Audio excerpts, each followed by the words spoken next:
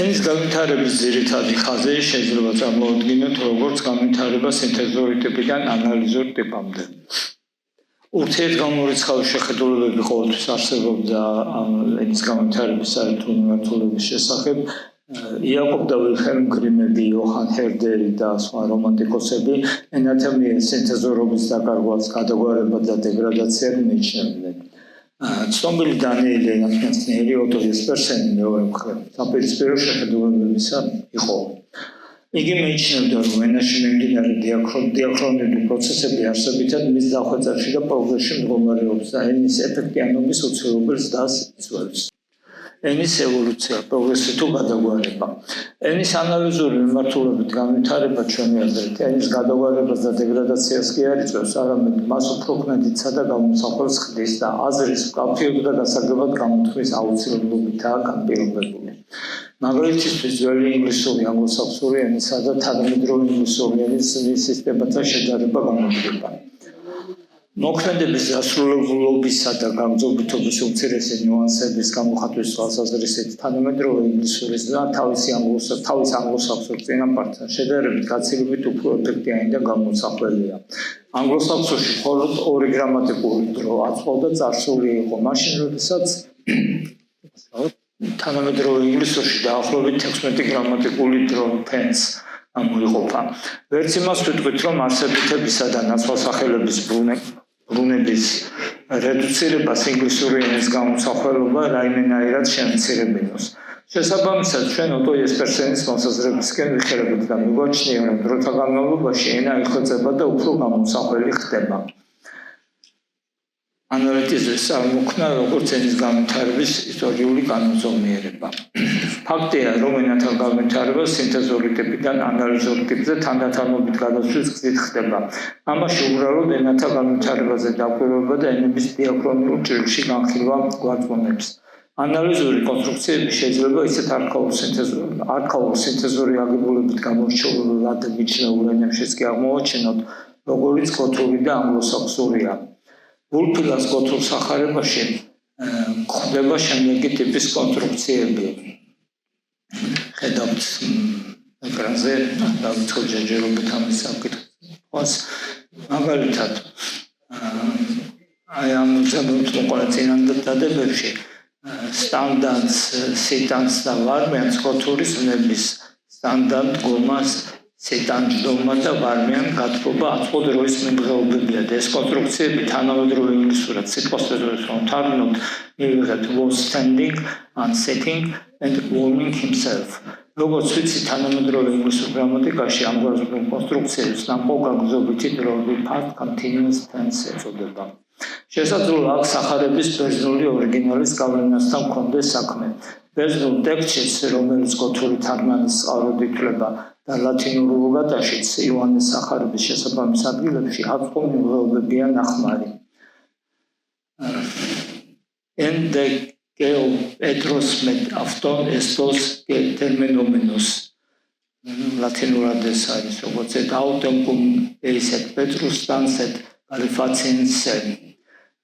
მეორე ტიპისინეტური წინადადება არის და აი ამ წინადადებებში estos terminomenos და stans Alifatiens შესაბამისი ბერძნული და ლათინური ზნეების აწყვო დროის მიმღეობებია. საყურადღებოდ უბრალოდ საინტერესოა არქაულ გოთურ ენაში თანამედროვე ინგლისური past continuous-ის ნამყოფ გამგზავრებითი დროის ზუსტი ანალოგების ხელვა. თუნდაც ეს ბერძნული ენის გავლენის ენის გავლენის ბრალი იყოს. მსგავსი მაგალითების მოყვანა ანგლო-საქსონური ენიდან შეიძლება. ღირსი ბედას ინგლისელი ხალხის საეკლესიო ისტორიაში ჩვენი სიგრძის აღწერის მერვე საუკუნე. კერძო დამბავში პირველ ქრისტიან ინგლისელ პოეტ კედმონის შესახებ ხვდებით ამგვარ პასაჟს. Hervorlet sed hustes Jabeorskipes und Udves gongende Domeatas Kipenes ara held him vestere neachte beboten. სიტყვას დაახლოებით ესეთ აღნება, როგორც მან დატოვა სახლი, სადაც ნადი მიმართებოდა და მიდიოდა ბოსლისაკენ, სადაც მას იმღამეს საქონლისთვის უნდა მიეხედა. Wes gongende აქ ზუსტად შეესატყვისება თანამედროვე ინგლისურ გამგზავრების ძნას was going. ოდნავ ქვემოთ იმავე ტექსტში ვკითხულობთ. Erstgequet senselvit hine sprekende ves. შემდეგ თქვა მან, ვინც მას გეგმოს ელაპარაკებოდა. აქაც ves sprekende ზუსტად შეესატყვისება თანამედროვე ინგლისურს was speaking. ამ რამდენიმე მაგალითის საფუძველზეც კარგად ჩანს, რომ ანალიზური კონსტრუქციები შეიძლება თვით სინთეზურობით გამოირჩეულ ენებშიც კი გამოჩნდეს. შემდეგი თემა. ჩვენი ნაშრომის ერთ-ერთი მთავარი მიზანი მაინც იმის გარკვევაა, თუ როგორი დამოკიდებულება უნდა ვიქონიოთ სხვადასხვა ანალიზური კონსტრუქციების მიმართ, რომლებიც უფრო ხშირად ჩნდება ქართულ ენაშიც. ჩვენ ეს ძირითადად ლექსიკოგრაფიული თვალსაზრისით გვაინტერესებს. ანალიზური კონსტრუქციები თანამედროვე ქართულში საკმაოდ მომრავლებულია, თუმცა ტრადიციული ქართული ენათმეცნიერება მათთან ვერ ამჩნევს ან ქართული ენის ნორმების დარღვევად, კალკებად და შეცდომებად მიიჩნევს, შესაძლებელი ზოგადად ებრძვის. ყოველ შემთხვევაში ამგვარი კონსტრუქციების ადეკვატური მეცნიერული ანალიზი ჩვენი აზრით არ ხდება. ლოზუნგებსა და მანტრებს ტიპის ქართულ ენას ასეთი კონსტრუქციები არ სჭირდება, მეცნიერულ ანალიზსა და ინტერპრეტაციას ვერ უწოდებ. შესაბამისად, ქვემოთ შევეცდებით გავაანალიზოთ რა ენობრივი თუ საკომუნიკაციო აუცილებლობითაა განპირობებული ამგვარ ანალიზურ კონსტრუქციათა გაჩენა ქართულში. ეცდებით აგრეთვე განსაზღვროთ რა პოტენციური რისკებისა და უარყოფით შედეგების შემცველია ქართულ ენაში მორფოლოგიური თუ ლექსიკური სიახლეების იგნორირება ან მათთვის ბრძოლის გამოცხადება ქართული ენის სიწმინდის დაცვის ლოზუნგით. სცენადადება, რომელსაც ხედავთ, ყველანი არ წავიკითხავ.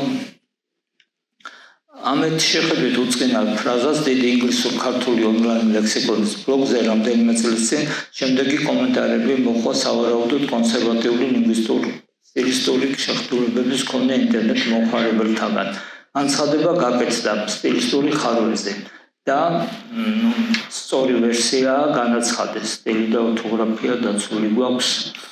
ამ შენიშვნებს მაშინ ბლოგზევე გავეცით პასუხი, მაგრამ რადგანაც ბლოგი აღარ ფუნქციონირებს, გვინდა მოკლედ გავიმეოროთ ის არგუმენტები, რომლებიც მაშინ საკმაოდ გულდასმით ჩამოვაყალიბეთ. გარდა ამისა, სურს დავამატოთ ზოგიერთი მოსაზრება იმასთან დაკავშირებით, თუ რატომ ჩნდება ქართულში ანალიზური კონსტრუქციების ტიპის განცხადება, გაკეთდა, ცვლილება მოახდინა, გაკეთებული მაქვს და ასე შემდეგ. და იმის თაობაზე თუ რატომ არ არის ქართულ ენაში გაჩენილი ყოველგვარი სიახლისა და ინოვაციის წინააღმდეგ გალაშქრება. რა კი აღნიშნული ტიპის კონსტრუქციები და ენაში მათი გაჩენის ლოგიკა წინამდებარე სტატიის ერთ-ერთი ძირითადი თემაა. მოდით კიდევ ერთხელ განვიხილოთ მემეთი გვარის ანალიზური კონსტრუქცია განცხადება გაკეთდა, რომელიც მაშინ კრიტიკის საგანი გახდა. განცხადება გაკეთდა ზნესვით ნებითი გვარის ფორმაა. ნებითი გვარი ან პასივი ჩვეულებრივ დროს გამოიყენება, როდესაც წინადადებაში აზრობრივად მთავარი და წინაპლანზე წამოსაწევი არის არა მოქმედების შესრულებელი, არამედ მისი ობიექტი. ამ შემთხვევაში განცხადება. ნებით გვარს მაშინაც იყენებენ, როდესაც მოქმედების რეალური შესრულებელი აგენტი ან ცნობილი არ არის, ან რაიმე მიზეზით მისი დასახელება საჭიროდ არ მიაჩნიათ. ასეთივე შემთხვევასთან გვაქვს საქმე ჩვენს მაგალითში. გასულ პირას განცხადება გაკეთდა ახალი სამოქმედო გეგმის შესახებ. აქ მოქმედების კონკრეტული შემსრულებელი დასახელებული არ არის, ანუ აღნიშნული არაა, ვინ იყო განცხადების ავტორი. განცხადება ამ წინადადების ყველაზე მნიშვნელოვან ნაწილად მიიჩნევა, მისი გამკეთებელი პირი კი ან უცნობი, ან არაარსებითად არის ჩართული. ამგვარ ნებითი გვარის პერსონალურ წინადადებას მოქმედებით გვარში ვერანაირად ვერ გადავიყვანთ. განსაკუთრებით ძალიან წარმოსადგენია, როგორ შეიძლება მოქმედებით გვარში გადმოეცეს აზრი ფრაზისა, რამდენიმე საგულისხმო საკითხი გამოიკვეთა. სადაც მოქმედების აგენტი არათუ ნახსენები მინიშნებულიც კი არ არის. ქართული ენის სიწმინდის დამცველნი აქტიურად წინააღმდეგებიან ისეთი ანალიზური კონსტრუქციების გამოყენებასაც, როგორებიცაა ცვლილება განახორციელა, განცხადება გააკეთა, გაკეთებული აქვს. ეს უკანასკნელი კონსტრუქცია სხვადასხვა თავისებურ ქართულ პერფექტად შეიძლება ჩაითვალოს.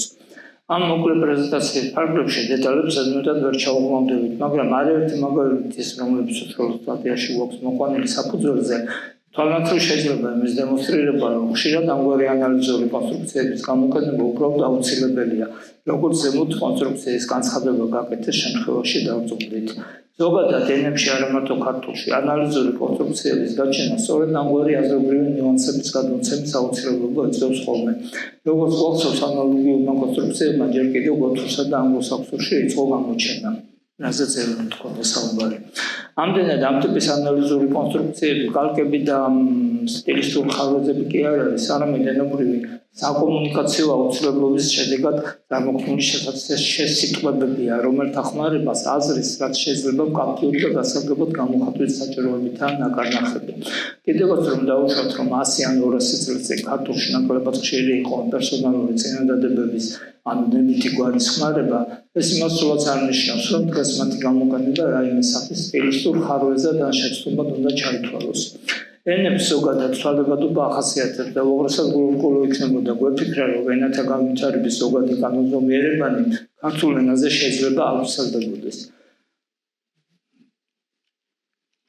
მეგი თემა რამდენადაც რთული ციფრული და კომპიუტერული ტექნოლოგიების ეპოქაში ცხოვრობთ, ნებისმიერი ენისათვის თუ კი მისი სრულფასოვანი განვითარებისათვის სამომავლო არსებობის უზრუნველყოფს, სასიცოცხლოდ აუცილებელია ციფრულ სამყაროში ადგილის დამკვიდრება და მისი რაც შეიძლება სრულად გაციფრება.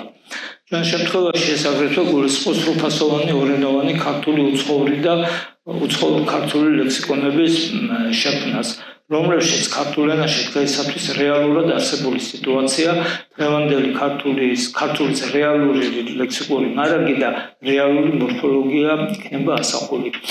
ორენოვან ლექსიკონებთან და წერტილურ კორპუსებთან მჭიდროდაა დაკავშირებული ბუნებრივი ენის დამუშავების Natural Language Processing NLP და ავტომატური თარგმნის პროგრამული ინსტრუმენტების შემუშავების თემა. ამ დარგებს კი თავის მხრივ უდიდესი მნიშვნელობა აქვთ ენის დიგიტალიზაციის და ციფრულ გაზომილებაში დამკვიდრების საქმეში.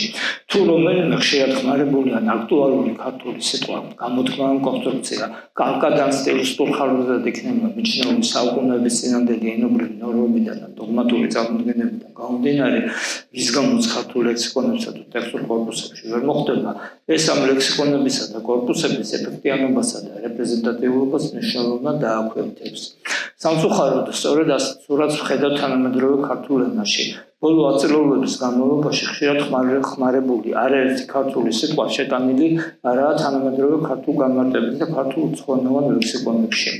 ამგვარად უგულებელყოფილ და გამოტოვებულ ზოგიერთ ახალ ქართულ სიტყვათა არასრულ სიაში შედის ანტივაქსერი, ბუნკერიზაცია, ბრძენკაცი, გადამისამართება, გასამდოება, გასაჯაროება, დაანონსება, დარეპორტება, დახარვეზება და არაერთი სხვა. ეს სიტყვები შესული არაა ქართული ენის განმარტებითი ლექსიკონის ონლაინ ვერსიაში, რომლის პირველი 4 ასოც ა, ბ, გ და დ გადამუშავებული და განახლებულია. ონლაინ ვერსიაში, რა თქმა უნდა, მცირე გამონაკლისების გარდა ისინი შეტანილი არაა არც სხვა ქართულ ლექსიკონებში, რომელთაც სიტყვანიც როგორც ჩანს ქართულ ენის განმარტებით ლექსიკონს ეფუძნება. ამგვარ ლექსიკონთა არასრულ შედის დონალდ რეიფილდის დიდი ქართული ინგლისური ლექსიკონი, ქართული ლექსიკონი, ბაგუს ურაფაურის გამოცემული გაკეთებული, ქართული ოსური და ოსურ-ქართული ლექსიკონი, ქართულ-თურქული და თურქულ-ქართული ლექსიკონი, ქართულ-აზერბაიჯანი ლექსიკონი და სხვა ყველა საქაღარდ ჩამოთვლით. უფრო სრული სია სტატიაშია საკუთრივ. ყოველი ზემოთქმული ჩვენი აზრით აჩვენებს, რომ თანამედროვე მოთხოვნა და როგორც არის მანქანური თარგმნა, ბუნებრივი ენის დამუშავება და ასე შემდეგ დასაკმაყოფილებლად ქართული ლექსიკონები და ტექსტური კორპუსები ადეკვატურად უნდა ასახავდნენ რეალური ცოცხალი თანამედროვე ქართული ენის სიტყვათა მარაგსა და მორფოლოგიას. ლიტერატურული ქართული ენის დროში გაყინვამ თეორიულად შეიძლება მიგვიყვანოს ბევრად უფრო სერიოზულ პრობლემამდე, ეგრეთ წოდებულ დიგლოსიამდე, ორენოვნებამდე, ანუ სიტუაციამდე, როდესაც ენის აღიარებული ლიტერატურული ნორმა და მისი სალაპარაკო ვარიანტები ამ ენობრივი რეგისტრების მატარებელთათვის ურთიერთგაუგებარი ხდება. ასეთი სიტუაცია იყო არც უდიდი ხნის წინ საბერძნეთში, სადაც სერიოზული განსხვავება წიგნურ ძველბერძნულ ენასთან ახლოს კათარეუსას და სალაპარაკო დიმოტიკის შორის ბერძნულ საზოგადოებას სერიოზულ სირთულეებს უქმნიდა. მსგავსი მდგომარეობა იყო შედარებით ცოტა ხნის წინ შვედეთშიც, სადაც სალიტერატურო შვედურ სკრიფტსპროქს და სასაუბრო შვედურ სტანსპროქს შორის არსებითი გრამატიკული, მორფოლოგიური და ფონეტიკური განსხვავება აღინიშნებოდა.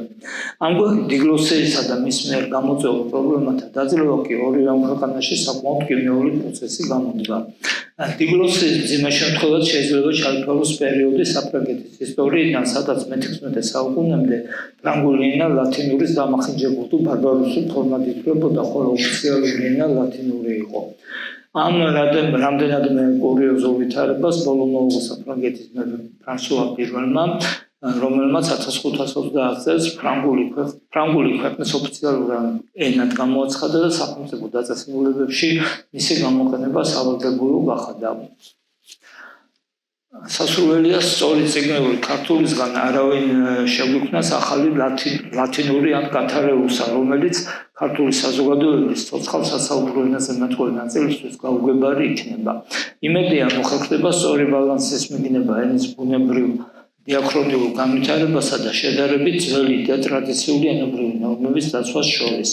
ამგვარი დაბალანსებული ენა კი თავის მხრივ უფრო ადვილად და უფრო ულამოდ გადავა ციფრულ ფორმატში, რაც ქართულისთვის მდგრადი და ჰარმონიული განვითარების საწინააღმდეგო იქნება როგორც ლექსიკური, ასევე მორფოლოგიური თვალსაზრისით. მადლობთ ყურადღებისათვის.